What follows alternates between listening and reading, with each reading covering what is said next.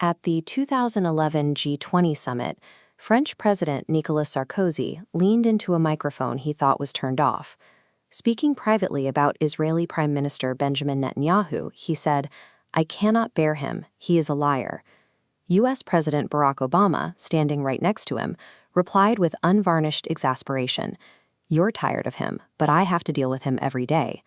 For decades, the public expectation of the U.S.-Israel alliance was total lockstep unity. The two nations projected an image of unbreakable diplomatic bonds, keeping any disagreements strictly behind closed doors. The Obama-Netanyahu years broke that historical mold. The personal animosity between the two leaders led to a complete collapse of trust, stripping away the diplomatic pleasantries and exposing the alliance to open hostility. The fracture started in 2009. Upon taking office, Obama made an aggressive opening move. He demanded a comprehensive freeze on all Israeli settlement construction in the occupied West Bank. Netanyahu flatly refused. Instead of a comprehensive freeze, he offered only partial, time-limited pauses on construction. This map shows the West Bank, with Israeli settlements appearing as expanding data points. To Obama, every new project encroached on Palestinian territory, destroying a two-state solution. Netanyahu saw this exact pressure as a direct threat to his coalition government and domestic legitimacy. Right from day one, both leaders realized the other's core political strategy endangered their own survival. The well was poisoned. Fast forward to March 2010. Netanyahu traveled to Washington for a diplomatic visit. Right in the middle of the trip, Israel announced new settlement construction in East Jerusalem. Obama was furious. He left Netanyahu waiting alone in the White House while he went to eat dinner with his family, and he refused to hold the customary joint press conference. A year later, the friction escalated again. Obama stood at a podium and publicly endorsed peace negotiations based on the 1967 borders, with mutually agreed land swaps. Sitting next to Obama in the Oval Office on live television, Netanyahu immediately rejected the idea, choosing to correct and lecture the sitting U.S. president in his own house. Private diplomacy was dead.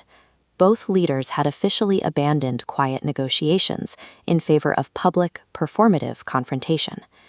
Between 2013 and 2015, the primary battleground shifted from West Bank settlements to the JCPOA.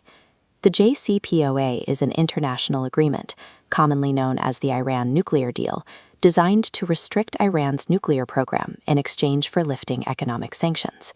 The two leaders held mutually exclusive realities. Obama viewed diplomacy as the only viable way to stop Iran from acquiring a weapon. Netanyahu believed any deal legitimized an existential threat to Israel's survival. So Netanyahu escalated. He bypassed the White House entirely, accepting an invitation from Republican lawmakers to address the U.S. Congress directly. No Israeli leader had ever openly campaigned against a sitting U.S. president's signature foreign policy while standing on American soil. By treating the American president as a domestic political rival instead of an allied leader, Netanyahu permanently shattered whatever trust remained in the West Wing. In the final weeks of the Obama presidency in 2016, a resolution condemning Israeli settlements arrived at the United Nations Security Council. For decades, the United States had served as an unconditional diplomatic shield, using its UN veto power to protect Israel from international censure. Obama chose to abstain. He dropped the veto shield and let the resolution pass. In response, Netanyahu accused the U.S. administration of betrayal. That abstention served as Obama's final, deliberate message to Netanyahu. He was stepping aside, signaling that history would judge Israel's actions going forward. The Obama-Netanyahu decade proves that even ironclad geopolitical alliances can fracture.